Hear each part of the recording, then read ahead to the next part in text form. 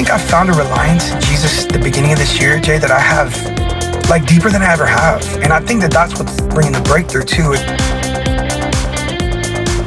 Hey, I'm Jonathan Unthank. Welcome to another edition of the Rewrite Podcast, and so excited to have my friend Jeremy Rosado joining me today. My man, what is going on? Bro, it's been too long, man. It's good to see you. How are you? Dude, it is so good to see your face again. And I know, man, it's been what, about a year and a half ago since it all began for you? Crazy, right? And I've been here waiting to come back and chill with the family, man. I've missed my radio fam, dude. It's good to see you, bro. Yeah, man. Well, tell me what's been going on, and then we'll jump into your story, dude. Dude, it's crazy. You know, we sent Come and See, which was my first song, to radio, and man, that song, especially with you guys sharing with me like how it was affecting so many people. You know what I mean? And watching God move through that, man, and that was beautiful. And then, dude, honestly, just kind of I went through a season of just kind of feeling like, God, what's next? You know what I mean? I think being in the ministry and in the music business of this, you know, you can get caught up in the fear of it, in yourself, in comparison, and all those things are like thief of joy. You know what I mean? And knowing that like what you're doing is affecting people's lives and that God's using it. And so, anyway, man, to be honest with you, and I'm okay with sharing this, like I started therapy at the top of the year. I fought that for a very long time. But that's been one of the greatest things I've ever done. God, Jesus first, therapy second. But the combination has been amazing for me, man. And so I found a lot of healing this year.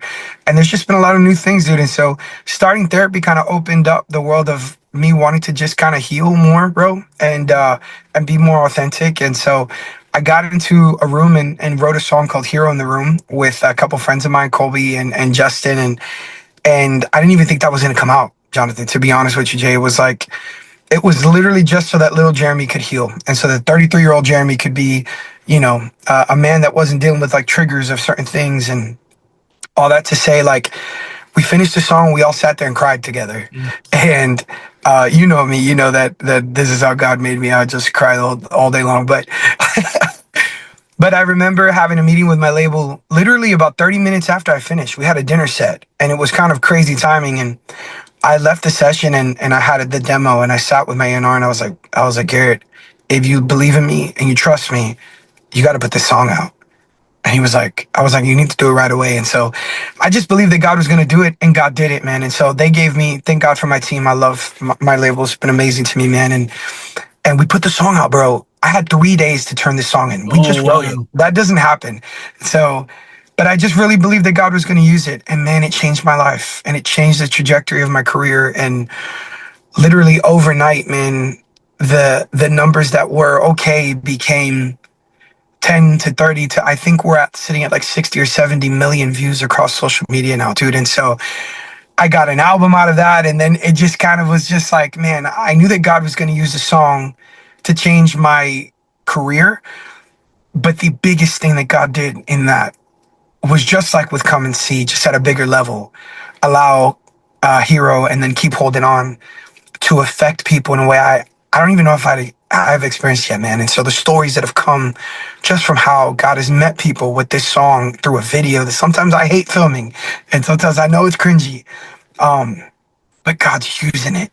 And it's been the most beautiful 4 months of my life, man. And all this happened, it's only been 4 months, Jay.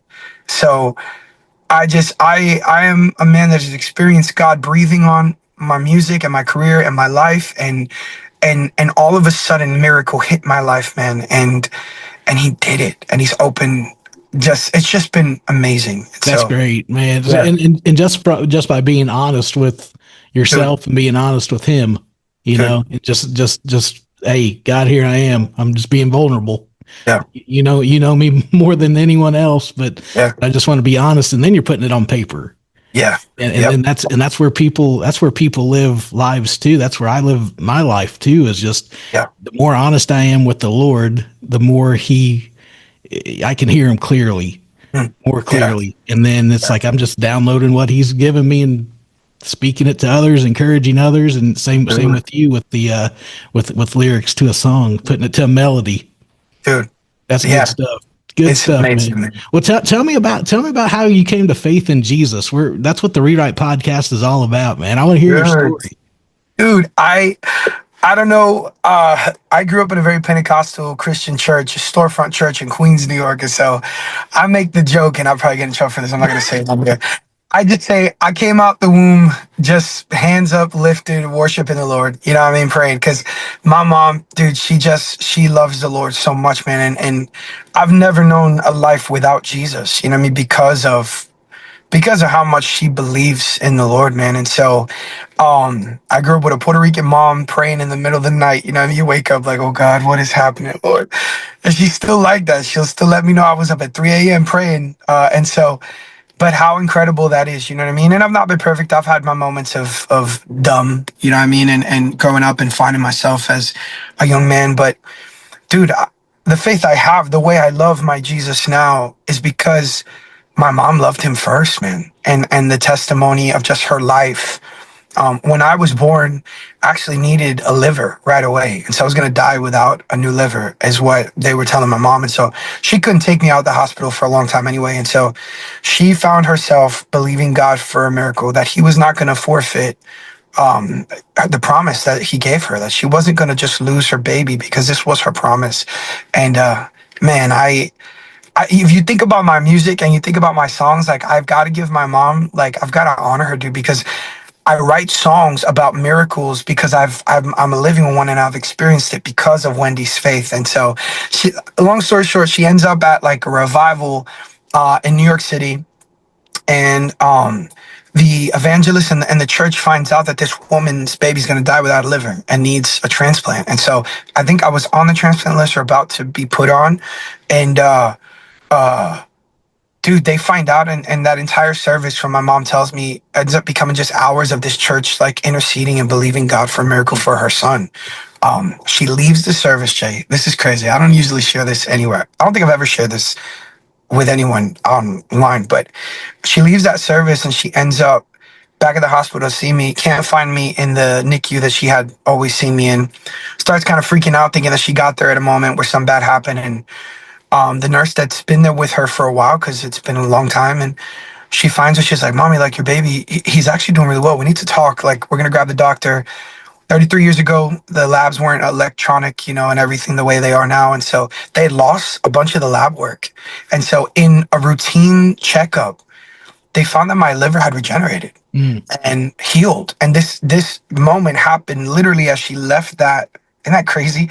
Like, it's not crazy, it's God. And she left that service and ended up at the hospital to find out that her child was healed. And so, bro, my liver regenerated. God breathed life on me. He was speaking life over me before I could say a word, man. My God was singing over me before I'd even known what a word was, man. And so I found him because Wendy knew him, man. I found him because, dude, there's like no other choice for me, man. This God that saved me, the only reason I'm alive is because he breathed life over me.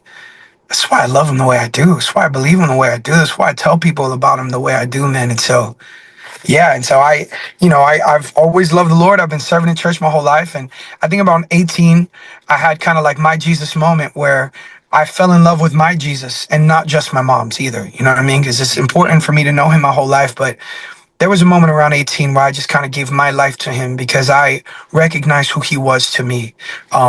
And that was the beginning of like, dude, like he's all I got, man. That's Like, awesome, man. That's so good. yeah, Well, and you see, even though hearing those stories of the plan that he's had for your life to bring you yeah, to where you are now, yeah, where you're able to share that story and encourage others not to yeah, give up hope, not to give up what the difficulty or the obstacle that's maybe in front of them now. Don't give up. Keep yeah, pressing. Keep going. There's good things coming. yeah. He works all things out for our good. All things, Jay. So, yeah, man. That is Yeah, so good. So good. So here you are several years later, and you've seen the ups and downs of life, the roller coaster, the good, the bad, the ugly. You've seen yeah. God show up. You've seen him answer prayer. So what do you look forward to next in, say, this walk with the Lord?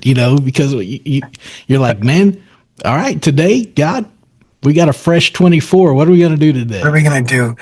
Dude, I think I've found, even though I've known him my whole life and I've walked through some stuff, man, like that I've had to learn to lean on God like in a real way since I was young.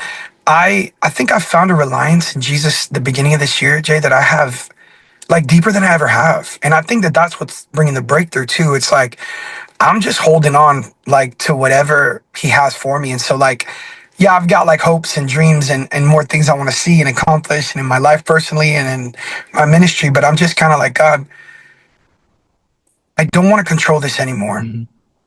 I'm in full reliance. So in this next 24, I just need you to do whatever you're going to do. You know what I mean? I'm here for the ride, whatever that Yeah, looks man. like, because I trust you. And That's so so good. I don't think I've always been there though, Jay. You know what I mean? Like I think that's the piece I was missing. Well, and I like how you said that. Is just I'm just here. I'm Yeah. available. You know, and I think that's what God can use in all of our lives is just the availability of saying, Yeah. Lord, I'm yours. I trust you. I've seen you work in the past. You're working now in my life, and you're not going to Yes. change. You're gonna keep doing that in the future. I know who you've been. I know you're not going to go nowhere. You're Yeah, not leaving yeah, me. Dude, it's so good. That's yeah, so good. man. Dude. That, Yeah. that that confidence we can have in Him. That's Yeah. And it's how amazing that is though, right? Because you can't really be confident in like anything other than him. You know what I mean? Like in all the ways everything else could fall apart. But I know at the end of the day that no matter what it looks like around me, I could go to my secret place. I could cry out to my father and I'm gonna be okay. mhm. Dude, I could cry right now thinking about that, Yeah, man. dude. Like that's like there's nothing like to I never want to lose everything. So I'm not saying this for that, but like God forbid there was nothing left. The idea that I just would never lose him. I would never lose his presence. Like, dude, that's the jackpot, right? Like Mhm, mhm. that's everything. So That's yeah. beautiful, man. I love what God's doing in your life and Dude. how he's showing himself to you, and using your situations and your circumstances, and he's giving you words to speak and words to say, words to sing, Yeah. and then Thank you, bro. and then it's impacting so many people because Oh, that's bottom line. What people are looking for is just hope. yes, sir. That's Yeah, real. man. Yeah, dude. Yeah. Well, how can we pray for you? I mean, okay, Oh, today, what's on your heart? oh, dude, I just pray that the Lord would keep covering me, man, and like in a real way to just keep my eyes focused on my why, which is him and everything he's doing through this, and to just keep my focus straight, man, and not like looking to the left or the right or being worried. I don't want to go back to those old ways of worrying and trusting in myself.